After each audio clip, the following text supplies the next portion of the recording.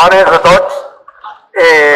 Com ja us he dit abans, l'Enrique, estem aquí per mostrar la nostra disconformitat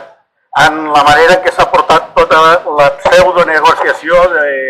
d'un nou acord de mobilitat voluntària, oberta i permanent. I, en certa manera, se van començar les negociacions fa uns mesos, estem encara encallats i deixen que al final les coses se vagin passant i així permetrem la gent que s'està estabilitzant ara tinguin veritablement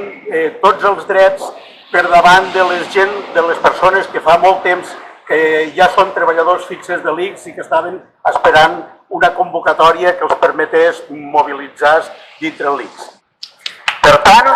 us animem avui a protestar davant d'aquesta mesa sectorial que ens entrarem ara i que ens ha precedit una comissió de seguiment del tercer acord que ha fet més mal que bé a moltes treballadores i treballadors de l'ICS.